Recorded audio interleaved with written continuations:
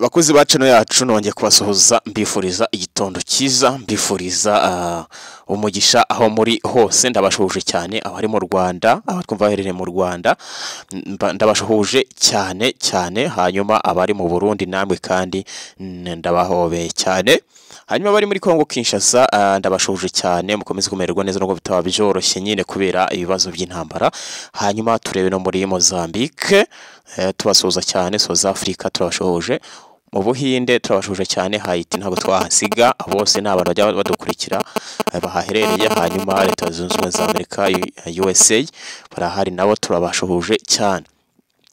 Rero mbifurije igitondo cyiza mbifurije umugisha w'Imana aho murere hose kuri channel yacu Afro Media TV. Uyu munsi ni ku itariki ya 17 z'ukwezi kwa gatandatu mwaka wa 2025 ndabashuhuje cyane ndabashuhuje reka tureba amakuru ari kugenda acara hirya no hino basaba kureba handitse subscribe mugakandaho ndetse mukana handitse like mukalikinga kugira ngo inkuru zacu zigera kure cyane kandi na commentaire nazo tuba tuzikeneye.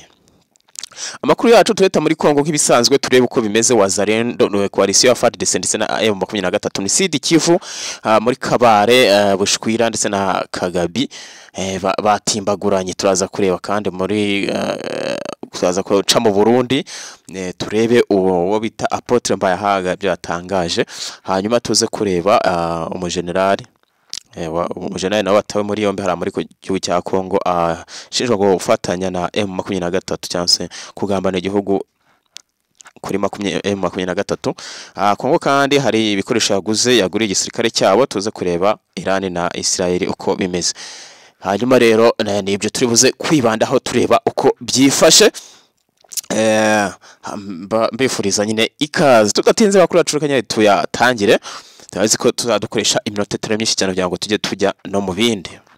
Imirwano muri Sud Kivu n'ubundi ntihwema na gashya n'ubuzima bwa buri munsi imirwano hariya ntijya ihagarara ahangaha rero muri Sud Kivu aho bita muri Kabare muri territoire ya Kabare cyane mu bice bibiri bita Bushwira ndetse na Kagabi coalition ya FARDC ubwo harimo Wazalendo abarundi ndetse n'abaFARDC bakaba bacakiranye na M23 ahangaha bari umuriro habayeho gukubitana ku buryo budasanzwe habayeho gucanirana nkuko bajya bivuga no gucanirana haye kohererezanya umwoto hagati ya M23 ndetse na FARDC ahangaha rero ariko abarundi igisirikare cy'abarundi kiri mu kazi cyane kiri mu kazi hano rero iyi coalition ya FARDC irigamba kubita aba M23 bajya kuri 85 bose ngo barangije kwitaba Imana hanyuma ku ruhande rwabo ngo batakaje abasore batatu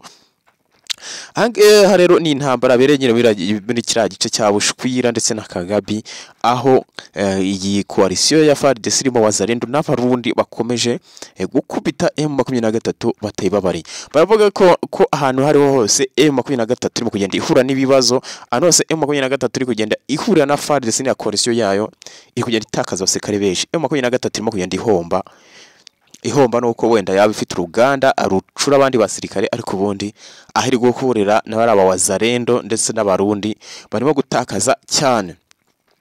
M23 uwo bita Colonel Nanga n'umuyobozi w'ihuriro AFC M23 akaba atangaza ko afite ubwoba ariko yagaragaje ko FARDC irimo n'ubundi gutegura igitero karahabutaka kigamije kuba cyakuhanagura M23 bakayikura mu bice byo byose yigaruriye bari kuvuga ko nubwo no kurwana gutya none harimo gutegurwa igitero nyere gikomeye cyane igitero gikaze kirimo gutegura kuba cyakwirukana na M23 nyamara ibingi bibiri kuba icyitwa amasezerano ku mpande zombi arimo ajya mbere ariko nicyerekana ko nyine aya masezerano ni nko kuvuga ngo bititwa ngo ntibayagiye ariko ubundi nta kintu avuze ko n'umuri ahangaha intambara imeze nabi cyane ahangaha rero Kongo ikaba mu by'ukuri irimo kugenda n'ubundi ababibona baro ko igenda yitegura intambara ku buryo budasanzwe iri kugenda nyine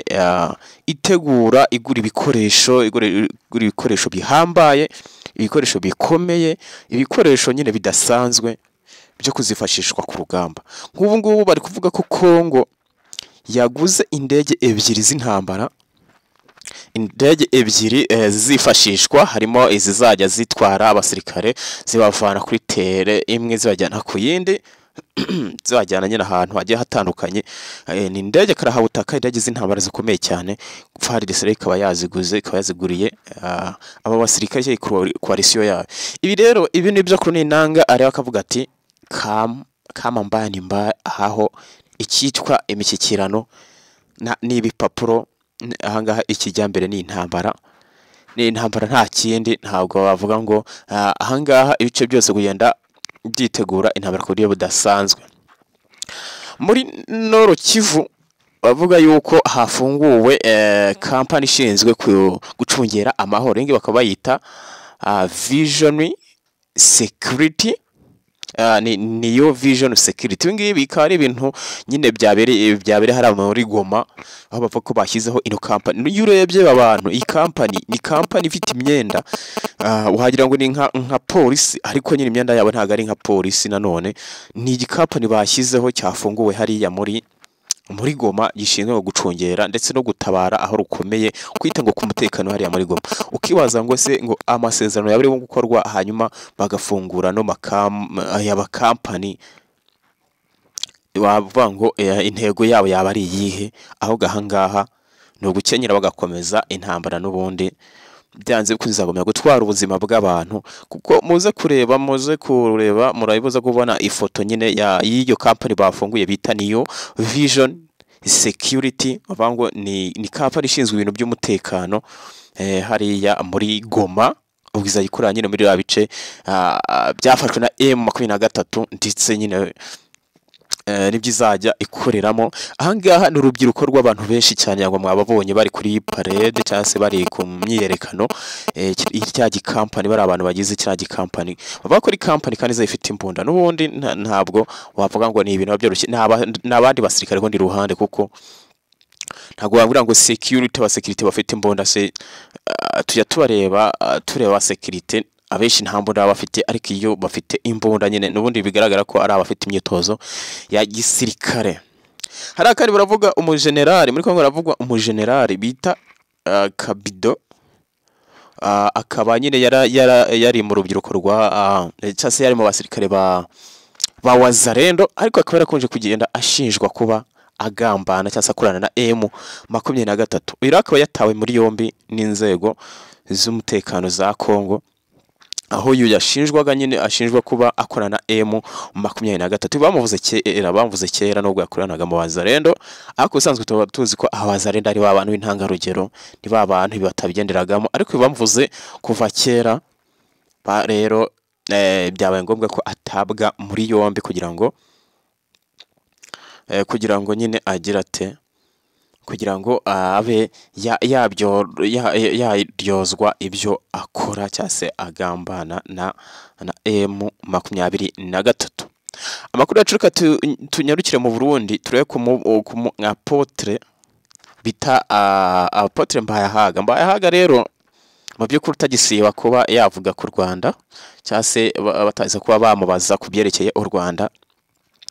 Anga apotre yashubije uwo bita David Marshal wamuvuzeho byinshi cyane, aho yamubwiye ko mu by'ukuri ari umusivile yihaye ngo kwinjira mu bintu bya politike, kandi ari umusivile atinjiye ategeze yiga ibintu bya politike, akanga ari umusivile. Ayo ngomba yahagaro yamushubirwa yabazwaga n'ikinyamakuru cya YouTube hari mu Burundi. Abatse se uravuga kuki ku byerekeye ko bari kuvuga ko bavuze ko uri umusivile utari umusirikare, ariko winjije mu bintu bya politike. Hagati uwo uvuga ibyo ngibyo nta makuru afite, uwo sinzi ibyo yanyweye. Avuga ati uwo ubivuga gutyo ntago yaba afite amakuru yakagombye kubazi icyo umusivile avuze. Abatu umusivile abakomanda agakubandinga abasirikare kandi atarize igisirikare. Ahangaha yavuze ko mu by'ukuri ibintu bya politike afite uko abigendamo, azi uwo ari we, azi n'ibyo akora. Mbaye hagati ntawoza kunyigisha ibya politike, kuko ababinyigisha nabo ntabyo bazi. No kwivuga gusa ati abanyigisha ibya politike nabo bizi iby'igisirikare ntibageze biga ibya politike. kandi umusivile ashobora kuyobora gukomandinga umusirikare ku rugamba kandi akamwumvira akagendera ku mategeko.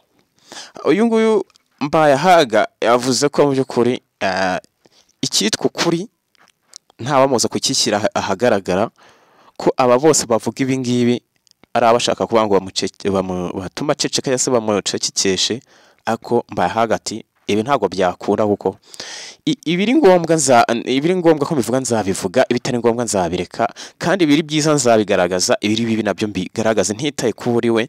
Ati nta muntu n'umwe waje kuvuga ngo aranjekesha witwa Marishari, ati ajya amenya ko nanjye nawe ndabyara umuhungu. Ntawaza uyu Apotre Mbayahaga kavuze ko mu by'ukuri ntawagambanira igihugu cy'u Burundi arebera ngo ye kutagira icyavo. Yavuze ko mu by'ukuri Mbayahaga yavuze ko icyashyize imbere ari umubano, aho kubana neza, ibintu by'intambara bikaba byareka. Yavuze ko nubwo yifuje ko u Burundi bwagura za ndege ebyiri yavuze za gisirikare zafasha abarundi, yavuze ko atagamije iby'intambara, ahubwo yazirari zarinda u Burundi kugira ngo budahungabana, ubusugire bwabo bugomye kubahirizwa. Yavuze ko we atashyigikiye ibyo kuvuga ngo iby'intambara abe yabishyigikira, avuge ko mu by'ukuri iyi ntambara ari yashyize imbere. Mbayahaga yasubije abamo uburirwa bamuvuga amagambo yuko nta uzamubwiza icyo avuga, ibyo avuga arabizi, akaba yarize bya theology arabizi, kandi bya politiki nabyo ngo aricyo abizo ntawaza kwimwigisha. Rero nibyo Apotre Mbayahaga yatangarije ikinyamakuru cya YouTube hariya mu Burundi. Hanyuma reka turebe ku cyo bita reka tujye ku ntambara yari kubera mu burasirazuba hagati, cyangwa se bice bya Iran, aho iri kurwana na Israel. Israel yatangije igitero bise gukanguka kw'intare, icyo bita Operation Rising Lion. Hanyuma ikigaba muri Iran, aho hapfuye abantu batandukanye ari mu gihugu cya Iran.